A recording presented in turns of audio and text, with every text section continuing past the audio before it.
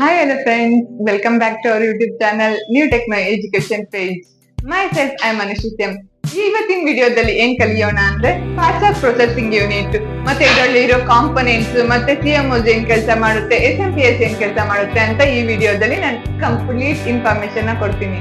ಈಗ ಈ processing unit ಅಲ್ಲಿ ಏನೇನ್ ಇರುತ್ತೆ ಅಂದ್ರೆ ಮೇನ್ ಮದರ್ ಬೋರ್ಡ್ ಇರುತ್ತೆ. ಮದರ್ ಬೋರ್ಡ್ ಅಲ್ಲಿ ಬಯೋ ಚಿಪ್ ಇರುತ್ತೆ, basic input output system, CMOS chip ಇರುತ್ತೆ, complementary metal oxide semiconductor, ಮತ್ತೆ ತುಂಬಾ ಐಸಿ ಇಂಟಿಗ್ರೇಟೆಡ್ ಸರ್ಕ್ಯೂಟ್ ಇರುತ್ತೆ, ಪ್ರೊಸೆಸಿಂಗ್ ಯೂನಿಟ್ ಇರುತ್ತೆ, ಮತ್ತೆ ಇದೇ ತರ ತುಂಬಾ ಇದು ಕಾಂಪೊನೆಂಟ್ಸ್ ಇರುತ್ತೆ. ಆ ಕಾಂಪೊನೆಂಟ್ಸ್ ಇದು ತುಂಬಾ ಇರುತ್ತೆ, ರಿಜಿಸ್ಟರ್, ಕೆಪಾಸಿಟರ್, ಆ ತರ ತುಂಬಾ ಇರುತ್ತೆ. ಮತ್ತೆ ಹಾರ್ಡ್ ಡಿಸ್ಕ್ ಇರುತ್ತೆ, ಮತ್ತೆ ಇನ್ನು ಜಾಸ್ತಿ ಅಪ್ಗ್ರೇಡ್ ಇರ್ಬೇಕು ಅಂದ್ರೆ ಫ್ಲಾಪಿ ಡಿಸ್ಕ್ ಇರುತ್ತೆ, ಎಸ್ಎಂಪಿಎಸ್ ಇರುತ್ತೆ, switch mode power supply.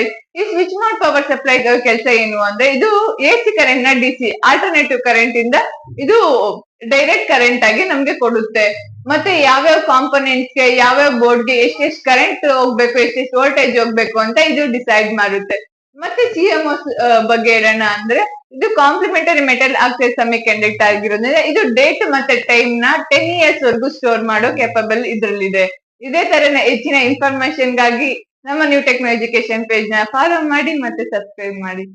Thank you.